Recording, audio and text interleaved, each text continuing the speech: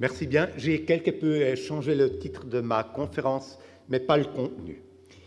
Colère et repentir divin, ils ne sont pas très présents dans les deux livres des Chroniques sur lesquels je base essentiellement ma conférence. Ce qui domine dans ce commentaire sur les livres de Samuel et Rois, c'est un thème apparenté, à savoir le dogme de la rétribution. D'après le chroniste, en principe, chaque péché est sanctionné et l'homme qui va mal a forcément commis un péché. Par opposition, cela vaut également pour les bienfaits. Quiconque agit bien envers Dieu est rémunéré. Les bons rois sont riches et construisent beaucoup. Ce dogme que nous appelons dogme de la rétribution est omniprésent dans les deux livres des Chroniques.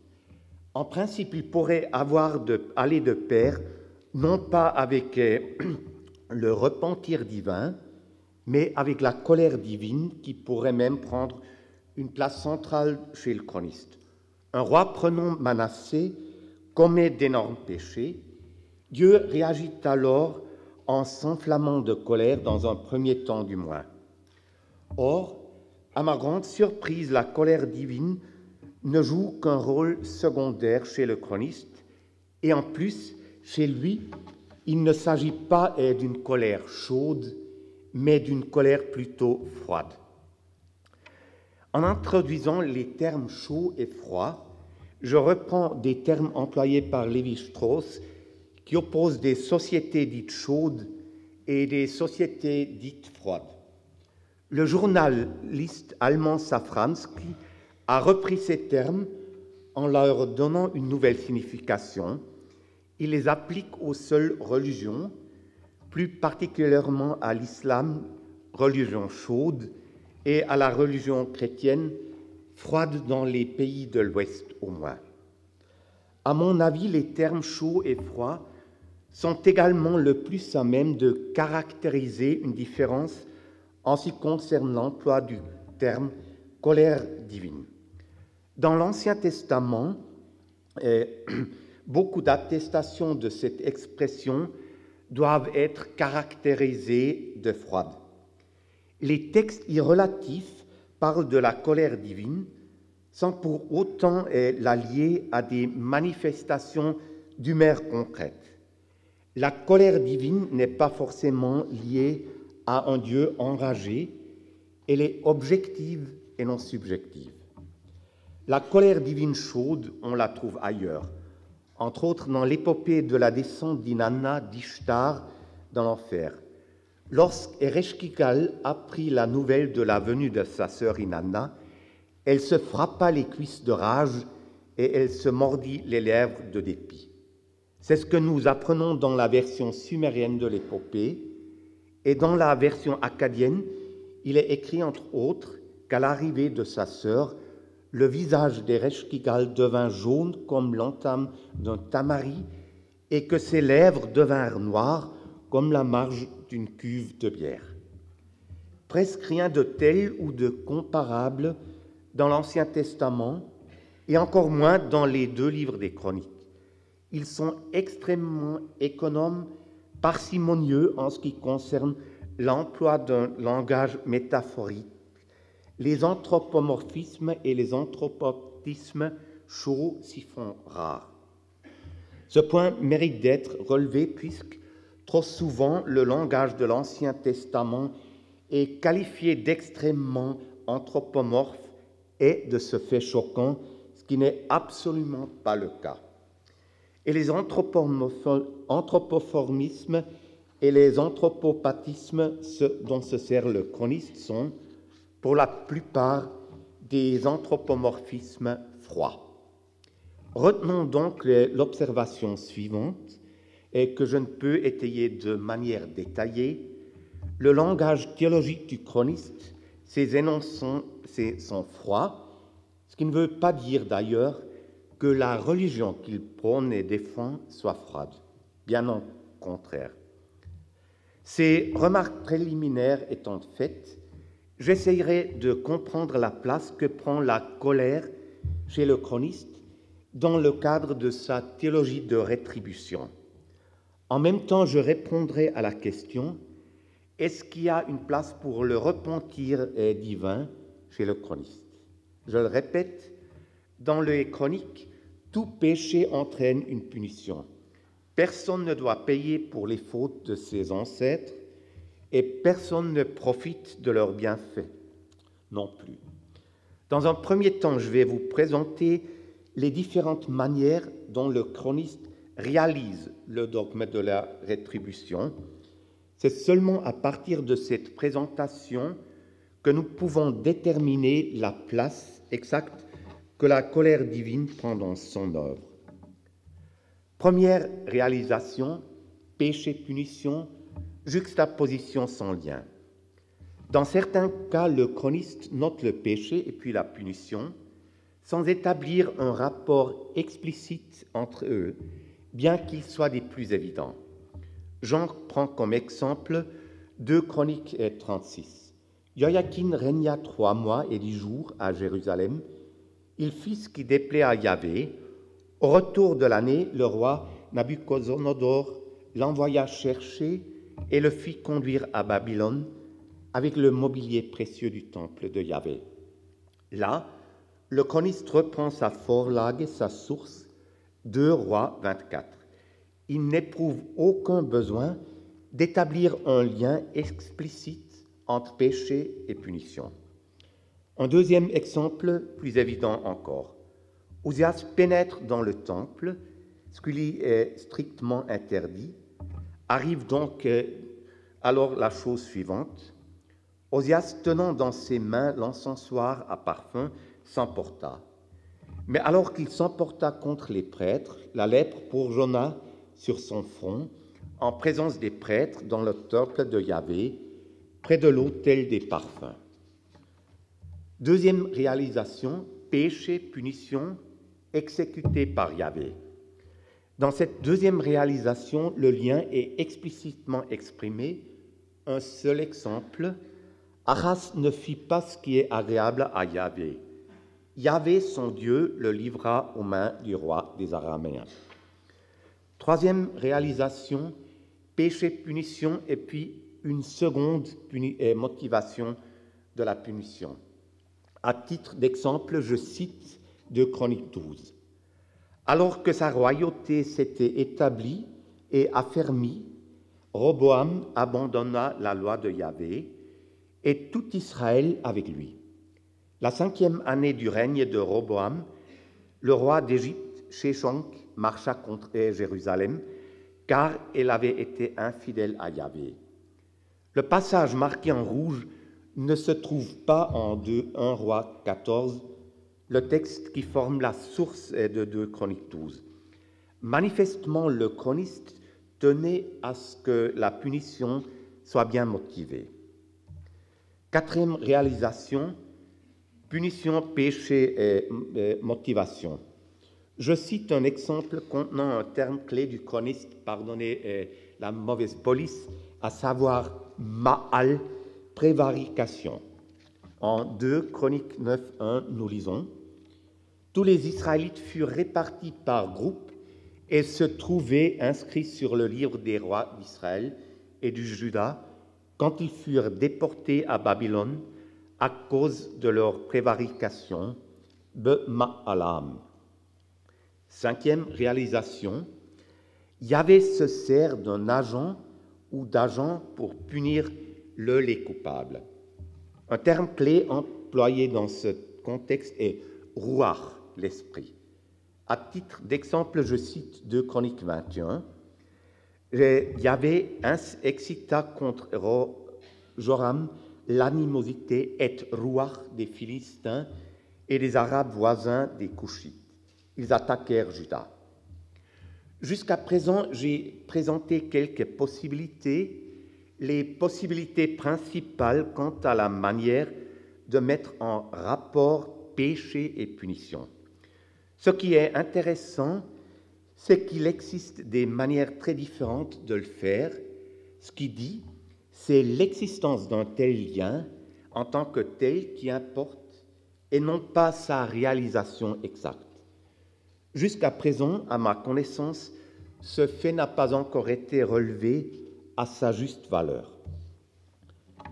Or, le chroniste a également recours à la notion de la colère divine d'une manière bien propre à lui. Bien évidemment, il reprend quelques versets de ses sources en Samuel et Rois. Mais ce qui intéresse bien plus ici, ce sont les attestations que le chroniste a changées et surtout celles qui font partie de son Sondergut, des passages propres à lui. Je commence par le point le plus important et la phrase « Vayichar afiachve » et la colère du Seigneur s'enflammer. Cette phrase n'est attestée qu'une seule fois dans le Sondergut des deux livres des Chroniques. Je la cite dans son contexte. Une fois rentré de sa campagne victorieuse contre les Édomites, Amazia introduisit les dieux des fils de Séhir, en fit ces dieux, se prosterna devant eux et les encensa. La colère de Yahvé s'enflamma, Vayichar Achiaphé contre Amazias. Il lui envoya un prophète qui lui dit « Pourquoi recherches-tu les dieux de ce peuple qui n'ont pas pu le sauver de ta main ?» Ce qui frappe dans ces deux versets, c'est que la colère divine n'est pas suivie d'une punition, mais d'une remontrance de la part d'un prophète. Est-ce que Dieu ressemblerait à un homme qui se racle la gorge, mais qui ne parle pas? Un petit peu, en effet.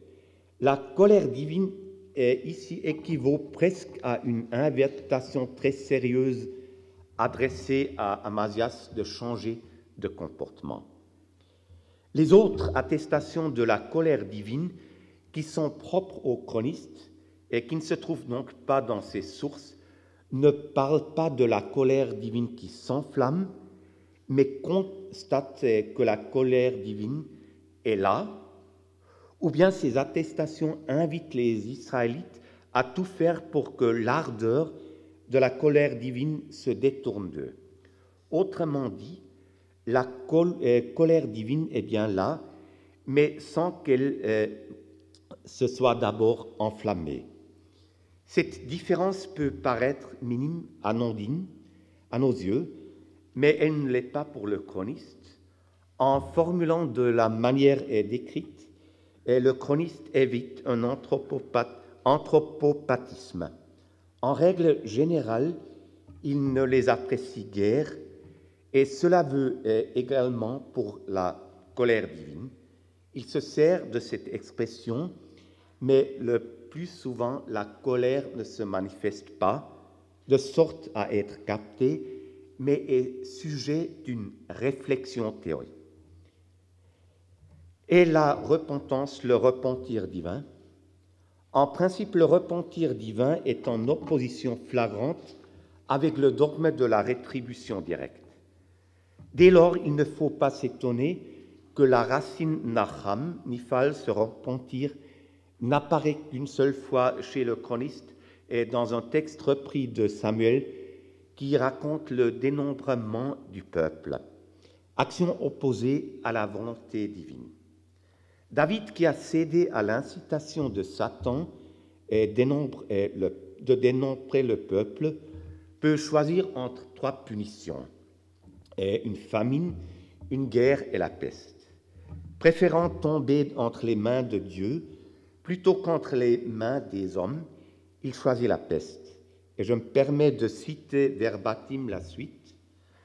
Yahvé envoyait donc la peste en Israël et, parmi les Israélites, 70 000 hommes tombèrent. Puis Dieu envoyait l'ange vers Jérusalem pour l'exterminer, mais au moment de l'exterminer, Yahvé regarda et se repentir de ce mal. Vayinachem al-hara'a. Vayinachem al-hara'a. Et il dit à l'ange exterminateur, « Assez, retire ta main. » Le chroniste change quelque peu le texte repris de Samuel, mais non pas en ce qui concerne son aspect principal, le repentir divin. Exclu de l'éliminer du récit, bien qu'il démonte la notion de la responsabilité individuelle si chère aux chronistes. D'ailleurs, elle est déjà présente dans la version de Samuel, où nous lisons « Quand David vit l'ange qui frappait le peuple, il dit à Yahvé, c'est moi qui ai commis le mal, mais ceux-là, c'est le troupeau quand il fait, que ta main s'appesantisse donc sur moi et sur ma famille. » Cet énoncé, le chroniste le reprend tout en le renforçant. « N'est-ce pas moi qui ai ordonné de recenser le peuple? N'est-ce pas moi qui ai péché et qui ai commis le mal? Mais ceux-là, c'est le troupeau quand il fait.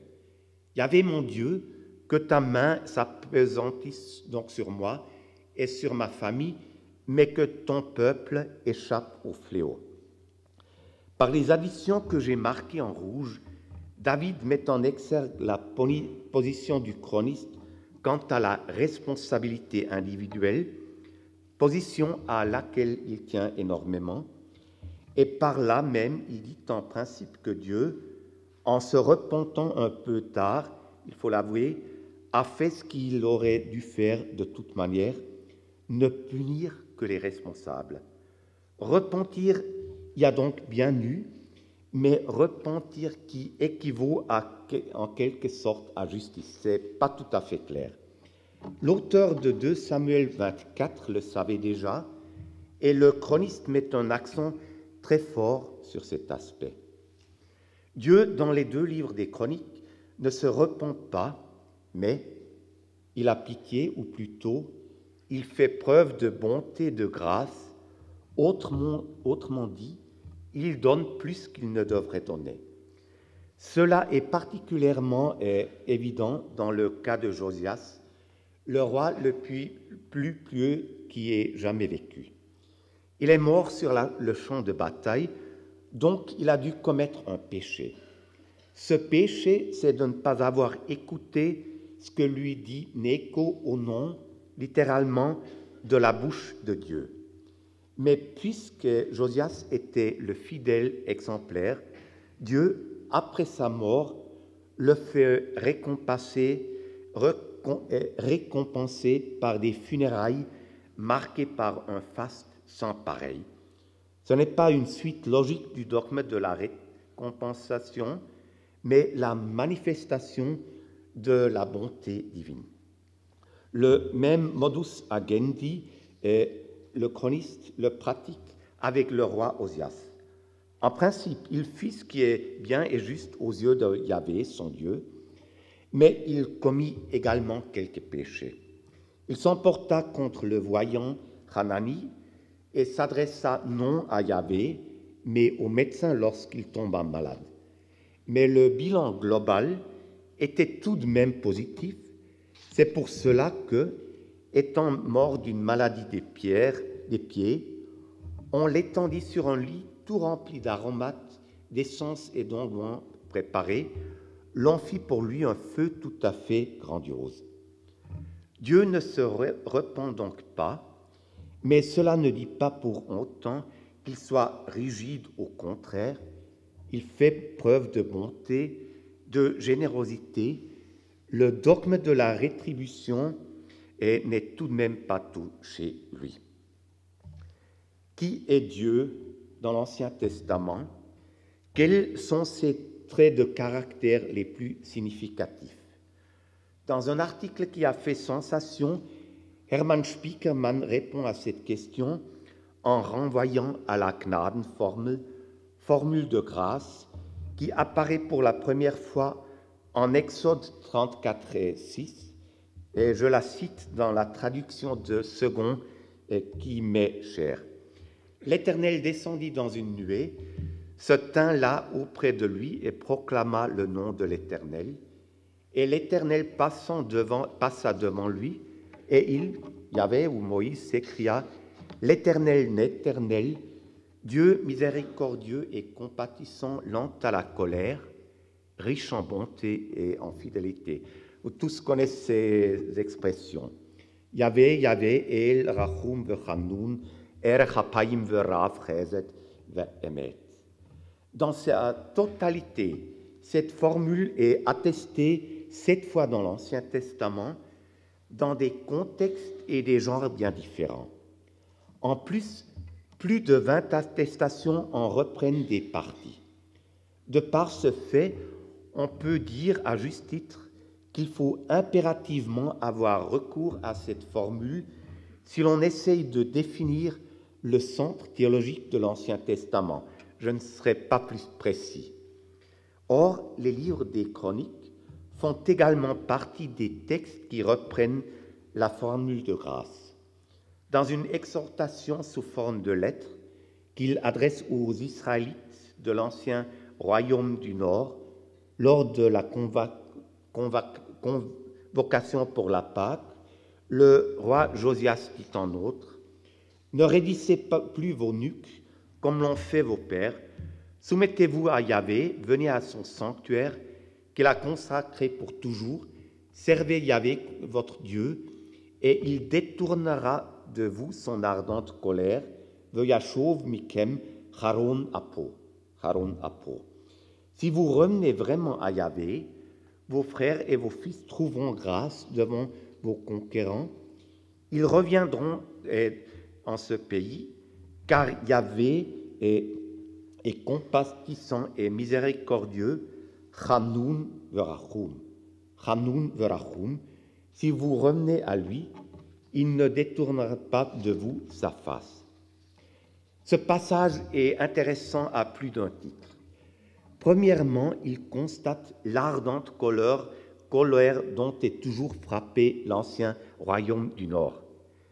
Le chroniste ne dit pas que la colère de Yahvé s'est enflammée, il dit qu'elle est là, qu'elle est toujours là, présente. Nous avons déjà parlé de ça. Deuxièmement, il donne une définition assez précise à la formule de grâce. Dieu est compatissant et miséricordieux en permettant aux Israélites de revenir à lui. Notons en passant que le dogme de la rétribution est considérablement atténué par cette possibilité de se convertir offerte aux hommes de la part de Dieu. Cette possibilité de se convertir est la manière propre aux chronistes de parler du repentir divin. Vous l'aurez remarqué, le chroniste ne reprend pas toutes les parties de la formule de grâce. Il omet notamment erech apayim, lent à la colère, la partie de la définition la plus anthropopathe de la formule de grâce. Est-ce que c'est un hasard? Je ne le crois pas. Je vous ai rendu attentif au fait que cette formule jouissait d'une énorme popularité. Le chroniste ne pouvait pas la contourner, il se devait presque d'y répondre. Il le fait en donnant une interprétation très particulière de la formule de grâce. Je résume.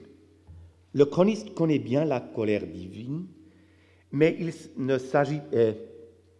s'agit en quelque sorte d'une colère froide, très réfléchie, très théologique. Elle est intégrée dans son dogme de la rétribution. Par contre, la notion du repentir divin lui est presque entièrement étrangère. Par contre, il tient au Seigneur qui est compatissant et miséricordieux. Ce Dieu donne la chance à l'homme de se repentir, de se convertir. Colère divine, repentir est humain. C'est en ce sens qu'il faut reformuler le thème du colloque par rapport au chroniste. Je vous remercie.